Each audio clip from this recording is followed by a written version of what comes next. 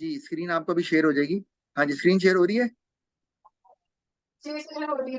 अच्छा ये ना इसमें मैंने वैल्यू चूंकि छोटी ले ली है ना, उस वजह से ये हुआ है। मैं इसको चेंज अभी कर देता हूँ। वैसे जो इसका आंसर है वो ऑपोजिट रिएक्शन ही आना चाहिए, यानी कि प्राइस के बढ़ने से जो डिमांड है वो कम होनी चाहिए ना। कम वो होनी असल में चाहिए। हाँ, तो कम इसलिए नहीं हुई कि मैंने वैल्यूज ऐसी ले ली ना, मैंने गौर गौर नहीं किया, रफ से ले ली थी तो देखा नहीं मैंने कि उससे जो है वो इम्पैक्ट वो नहीं पड़ रहा। क्योंकि जो डिमांड का होता है, जो इन इलास्टिक होता है, वो किस तरह का होता है?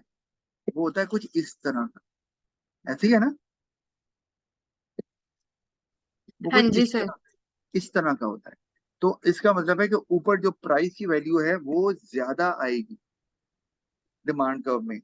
अच्छा बहरहाल मैं इसको ना अभी हमने जब इक्विलिब्रियम का भी मैंने आपको बताना है इक्वेशन की फॉर्म में, तो मैं अभी डिमांड फंक्शन आपको बताया है और मैं और वैल्यूज ले लूंगा, लेकिन अभी पहले सप्लाई को हम कंप्लीट करते हैं। लेकिन ये इस तरह से हम क्या कर सकते हैं, हम प्राइस की अगर हमें दो वैल्यूज दी हो तो हम उससे डिमांड निकाल सकते हैं इस इक्वेशन को यूज करके, और हमें पता चल सकता है कि प्राइस के चेंज होने से डिमांड में कितना चेंज आ रहा है। ठीक है ना? ठीक है सर। अच्छा और ये इसको हम अभी देख लेते हैं, क्योंकि ये नीचे अभी सप्लाई का ही चल रहा है। तो क्योंकि मैंने इन दोनों को इस्तेमाल करना है अभी इक्विलिब्रियम फाइंड आउट करने के लिए भी, यानी कि इक्वेशन से इक्विलिब्रियम फाइंड आउट करना है, तो तब मैं ये इक्वेशन इस्तेमाल करूंगा। तो फिर आपको समझ आ जाएगी और मैं फिर वैल्यूज भी देख के लूंगा। अच्छा इसको मैं भी हटा रहा हूँ। सर सर मैं तब पूछ रही थी कि इस डिमांड वाले में ये ए और बी, ये उसी तरीके से इनको क्या सेम रखेंगे या जैसे कांस्टेंट रखा था हमने जी बिल्कुल इसमें? ऐसे ही है, ऐसे ही है।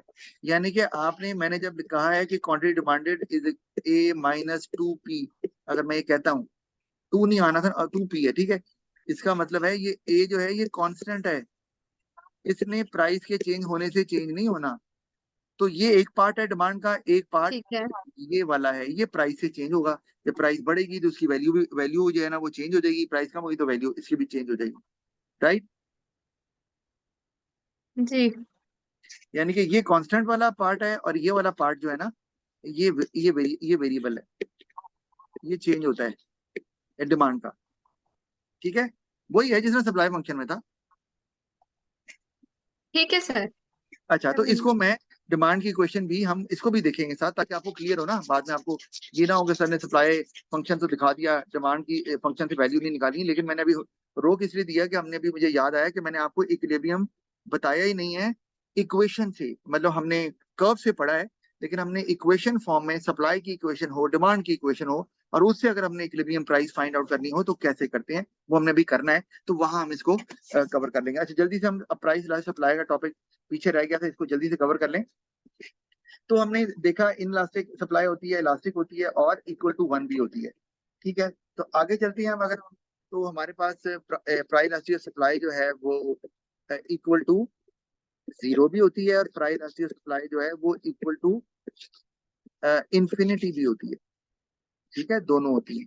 अब इनमें और डिमांड कर्व में कोई फर्क नहीं है, यानी कि अगर demand curve price ratio demand zero हो या प्राइस रेशियो सप्लाई जीरो हो, दोनों का कर्व एक तरह से ही बनता है, क्या? कंप्लीटली वर्टिकल,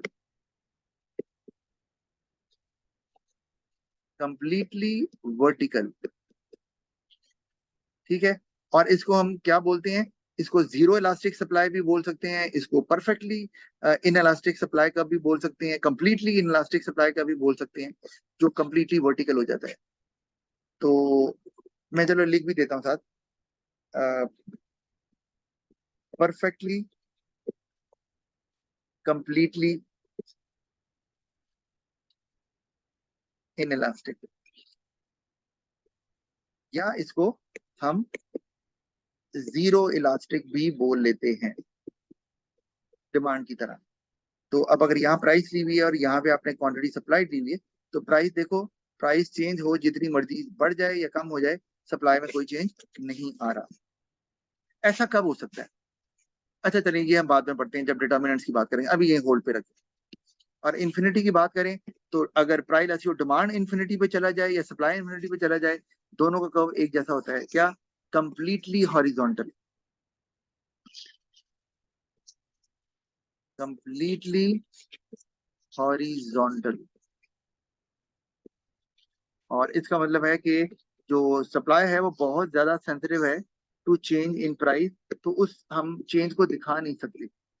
अभी यहाँ लग रहा है जैसे प्राइस में कोई चेंज नहीं आ रहा और सप्लाई चेंज हो रही है, एक्चुअली प्राइस में चेंज आ रहा है लेकिन वो इतना माइनर सा है कि ग्राफ में नजर नहीं आ रहा, लेकिन सप्लाई में देखे कितना बड़ा चेंज है। अगर हमने प्राइस का चेंज दिखाया तो सप्लाई का चेंज हम दिखा ही नहीं सकते, क्यों? क्योंकि वो इन्फिनिटी पे चला जाए। तो इसीलिए इसको भी हम बोलते हैं क्या, जैसे मैंने बताया कि परफेक्टली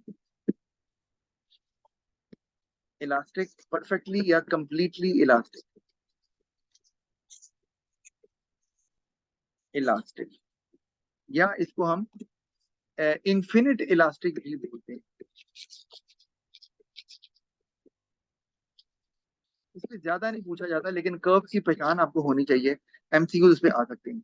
अच्छा, ये बात हो गई। अब हम चलते हैं, ये हमने कर्व तो सारे देख लिए हैं, इलास्टिसिटी भी देख ली है, सप्लाई कर्व भी। तो अब हम बात कर लेते हैं कि डिटर्मिनेंट्स क्या होते हैं इनके। डिटर्मिनेंट्स का मतलब क्या है?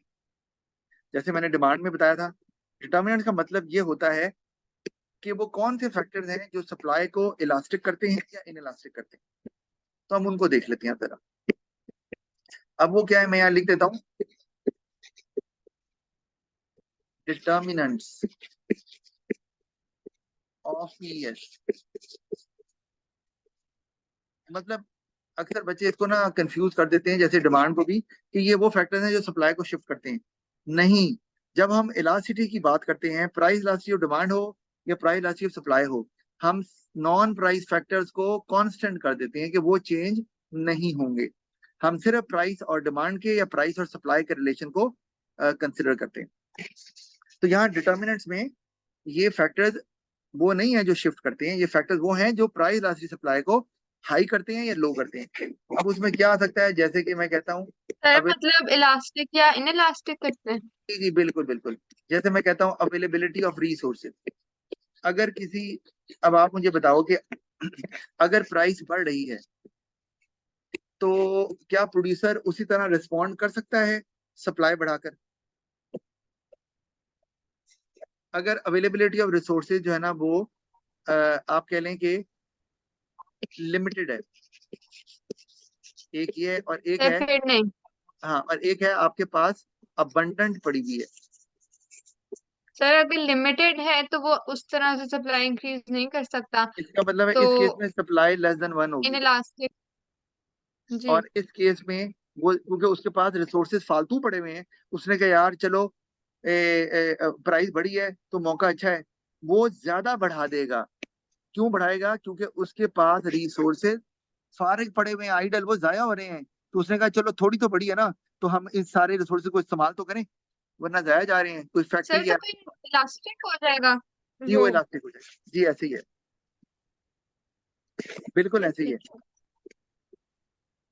अच्छा, आगे चलते हैं। इसी तरह अगर मैं कहता हूँ क्या हो सकता है जी, टाइम फ्रेम।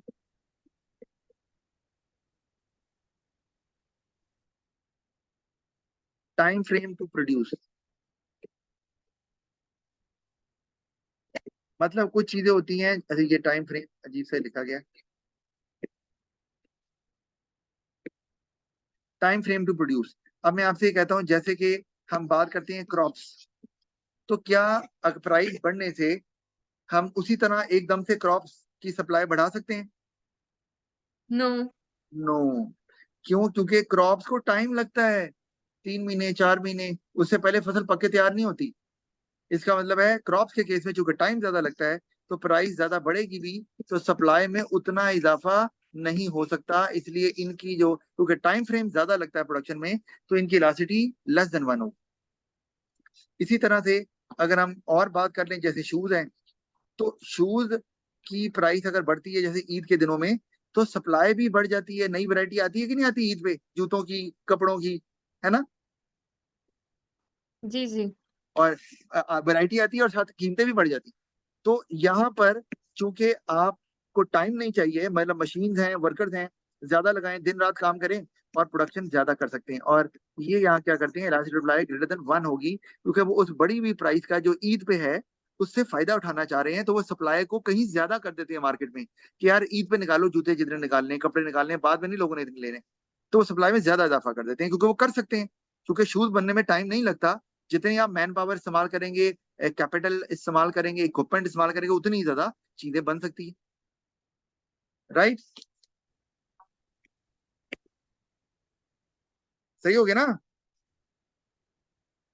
शादी, आपको मेरी बात आ रही है?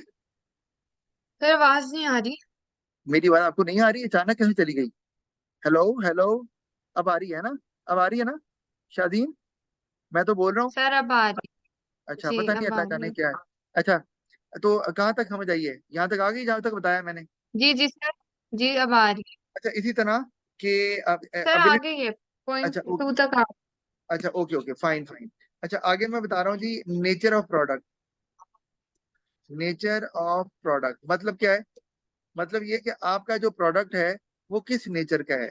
वो पेरिशेबल इन नेचर है या वो ड्यूरेबल है। अगर तो वो जल्दी खराब हो जाने वाला है, जल्दी खराब हो जाने वाला है, तो प्राइस बढ़ने के बावजूद भी सप्लाई में उतना इजाफा नहीं किया जाएगा, और जो प्राइस इलास्टिसिटी ऑफ सप्लाई है वो आपकी लेस देन वन होगी। क्यों भला? प्राइस ज्यादा होने से सप्लाई में ज्यादा इजाफा क्यों नहीं करेंगे? सर क्योंकि वो गुड्स खराब जल्दी हो जाते हैं, तो जो पहले उनको पड़े डर, हुए हैं उनको सेल करेंगे, हाँ साथ उनको डर, साथ प्रोडक्शन कर लेंगे। हाँ उनको डर है कि प्राइस तो बढ़ गई है, लेकिन अगर हमने सप्लाई ज्यादा कर दी और लोगों ने ना ली, तो हम स्टोर कैसे करेंगे? वो स्टोर हम कर नहीं सकते, तो वो खराब हो जाएंगी, नुकसान हो जाएगा। तो वो डर डर के थोड़ी थोड़ी सप्लाई करते हैं कि जब बिके तो फिर हम आगे और निकालें। तो प्राइस बढ़ने के बावजूद भी सप्लाई में उतना इजाफा वो नहीं करते। अब आप देख लो, जैसे आपके बनानाज हैं, तो बनानाज आप फ्रिज में रख लो या फ्रीजर में रख लो, उसने काला होना ही होना है अगर आप नहीं खाओगे 2-4 दिनों में, ऐसे ही है ना? जी तो वो फिर तो बहरहाल, बनाना तो खैर चले, क्रॉप आ रहा है आपकी, क्या कहते हैं, आपका कोई गार्डन है फ्रूट का, तो उसकी बात हम करते हैं। ठीक है, केले के वो जो आपके दरख्त होते हैं जिसपे उगते हैं, लेकिन वो टाइम लगता है ऑफ कोर्स। तो अच्छा, अब योगर्ट हो गया। आप कभी योगर्ट अगर खाती हो तो उसपे भी एक्सपायरी डेट लिखी होती है, उसकी एक्सपायरी डेट का टाइम बड़ा कम होता है। तो वो भी बहुत ज्यादा सप्लाई नहीं कर सकते, थोड़ी थोड़ी सप्लाई करते हैं जो लोग लेते हैं। योगर्ट खाए ना कभी, फ्रोजन योगर्ट जो होता है नेस्ले का और बाकी। जी जी। हाँ, तो उसपे अगर भी आप एक्सपायरी डेट देखोगी ना, तो ऐसी 10-15 दिन की होती है बस, लिखी होती है उन्होंने। अच्छा, ड्यूरेबल की अगर बात करें तो इसमें प्राइस अच्छी सप्लाई ग्रेटर देन वन होती है। क्यों? जैसे ही प्राइस बढ़ती है, तो जो प्रोड्यूसर्स है ना, वो बड़ी हुई प्राइस का फायदा उठाने के लिए ज्यादा सप्लाई करते हैं मार्केट में कि चीजें बिके, क्योंकि उन्हें डर नहीं होता, नहीं बिकेगी तो कोई बात नहीं, 2 महीने बाद बिक जाए, हम स्टोर कर लेंगे, वो कौन सी खराब होनी है, हम 4 महीने बाद बेच देंगे, 10 महीने बाद बेच देंगे। तो उसमें फिर प्राइस सप्लाई जो है वो ग्रेटर देन वन होती है, क्योंकि उनको डर नहीं होता कि ये खराब हो जाएगी। सही है? जी सर। अच्छा, 12 तीन आपको बता दिए, इससे ज्यादा क्या पॉइंट, पेपर में जितना भी सवाल आ जाए 12 का भी, 3 से ज्यादा पॉइंट्स तो आपको नहीं लिखने होते ना, उनको एक्सप्लेन ही करना होता है आपने। 12 आप बुक से पढ़ सकते हो, कोई और हो आपको तो आप मुझे बता सकते हैं कि क्या करना है। अच्छा, अब मैं दोबारा सिलेबस पे आता हूँ। जैसे पता है आपको, हम ट्राई लास्ट सप्लाई कर रहे हैं और हमने ट्राई सप्लाई जो है वो कर ली है। हमने ये अभी implication for speed and ease which firm react to change market conditions. अच्छा, और इसकी जो इम्पोर्टेंस है वो हम देख सकते हैं, वो उसको देख के हम खत्म करते हैं लास्ट ईयर सप्लाई। और फिर हमने आगे कंज्यूमर प्रोड्यूस सरप्लस से पहले मैं आपको बताऊंगा वही जो मैं बता रहा था, डिमांड फंक्शन और सप्लाई फंक्शन। वो हम कल ही कर पाएंगे, आज तो नहीं हो पाएगा। और उसके साथ ही इंशाल्लाह ताला कोशिश है कि कंज्यूमर प्रोड्यूस सरप्लस को भी हम कवर कर लें साथ ही।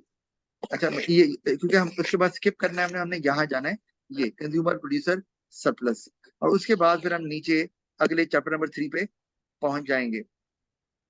अच्छा, अम, और इसमें भी प्राइस राशि सप्लाई आती है कंज्यूमर प्रोड्यूस सरप्लस में भी, बल वो उसको देखते हैं हम बाद में। अच्छा, मैं जल्दी से बताने लगा हूँ ताकि हम यहाँ खत्म करें काम अपना।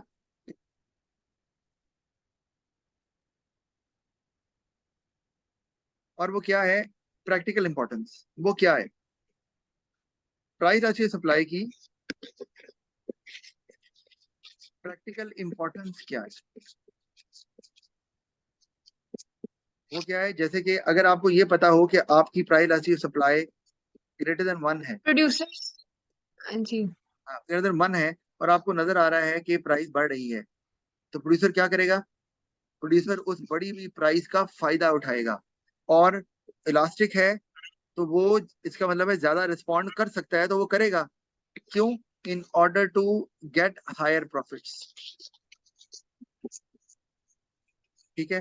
इसी तरह से अगर प्राइस रेशियो सप्लाई जो है वो लेस देन 1 है, तो अब अगर प्राइस जो है वो बढ़ रही है, सॉरी अभी हम ना ग्रेटर देन 1 का ही मैं देखना चाह रहा था, अभी ठहर जाओ, इसी को ही देखें अभी।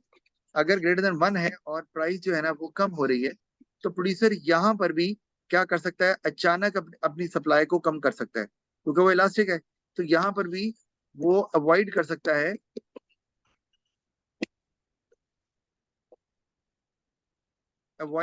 है, लॉसेस। क्योंकि अगर सप्लाई उसने रखी ज्यादा तो वो अब नहीं बिकेगी, वो प्राइस कम हो रही है तो उसको तो प्रॉफिट नहीं होने वाला ज्यादा। या लॉसेस अवॉइड करेगा, या जो प्रॉफिट कम होगा वो नहीं चाह रहा कि ये प्रॉफिट कम जो है ना वो मुझे मिले, क्योंकि प्राइस कम हो रही है, उसका प्रॉफिट कम हो रहा है, तो वो उसको अवॉइड कर सकता है। अवॉइड लॉसेज और लोअर प्रॉफिट्स। वो कहीं और यूटिलाइज कर ले उसे, मतलब उस अपने रिसोर्सेज को, जहां प्राइस ज्यादा हो रही है उन चीजों की सप्लाई कर दे, जहां कम हो रही है वहां से हटा दे। लेकिन ये तभी होगा ना जब सप्लाई इलास्टिक हो, नहीं होगी तो प्रॉब्लम है। अच्छा, और जो प्राइस इलास्टिक सप्लाई जिसकी लेस देन 1 है प्रोड्यूसर की, और उस केस में अगर प्राइस बढ़ रही है, तो प्रोड्यूसर क्या कर सकता है? प्रोड्यूसर सप्लाई को बढ़ा नहीं सकता, ज्यादा ज्यादा रिस्पॉन्ड नहीं कर सकता। और अगर प्राइस कम हो जाए तब भी वो ज्यादा रिस्पॉन्ड नहीं कर पाएगा इस केस में। तो इसका मतलब है कि प्रोड्यूसर इस सूरत में फायदा नहीं उठा सकता प्राइस के ज्यादा होने से, या प्राइस कम हो रही है तो वो उतनी जल्दी रिस्पॉन्ड नहीं करता। तो उसको करना क्या चाहिए? उसको करना ये सर चाहिए, तो वो सप्लाई कांस्टेंट रखता है। हाँ, तो इसका मतलब है कि won't change supply much, won't change, वो कोशिश भी नहीं करेगा, उसे पता नहीं होनी, वोंट चेंज सप्लाई मच। ताकि अगर वो, क्योंकि अगर वो बढ़ाने की कोशिश करेगा तो वो उतनी बढ़ेगी नहीं, और वो फायदा उठा नहीं सकता। इसी तरह कम करने की कोशिश करेगा तो उतनी कम भी नहीं होती। तो वो कोशिश यही करेगा कि वही कांस्टेंट सप्लाई करता रहे, और जब प्राइस ज्यादा हुई है तो जो प्रॉफिट हो रहा है उससे फायदा उठाए, और अगर प्राइस कम हो रही है तो ऑफ कोर्स वो सफर करेगा, लेकिन ओवरऑल उसको देखना है कि उसका जो नेट बेनिफिट है वो क्या आ रहा है। लेकिन वो सप्लाई को ज्यादा या कम करने की तरफ उतना जा नहीं सकता, उसको भी पता है। तो बेहतर यही है कि वो सप्लाई में ज्यादा चेंज करने की कोशिश करे भी ना। अच्छा, इसी तरह अगर मैं कहूँ कि प्रोड्यूसर अपनी सप्लाई को किस तरह से इलास्टिक कर सकता है या इनलास्टिक, तो वो भी आसान है ना। रिसोर्स की अवेलेबिलिटी को बढ़ा दे, ये ना, अपना जो जी सर। स्टोरेबिलिटी है, जहां पे स्टोर करता है आइटम, वो कैपेसिटी बढ़ा दे। क्योंकि एक ये भी आता है ना, चौथा मैंने नहीं बताया, कैपेसिटी टू स्टोर। अगर उसके पास स्टोर करने की कैपेसिटी नहीं है तो प्राइस बढ़ने के बावजूद भी वो सप्लाई नहीं बढ़ाएगा, उसे पता है कि स्टोर कहाँ करूंगा। और अगर वो अपनी कैपेसिटी को बढ़ा लेगा तो फिर वो, प्राइस बढ़ेगी तो सप्लाई ज्यादा कर सकता है, कि नहीं बिकेगी तो स्टोर कर लूंगा।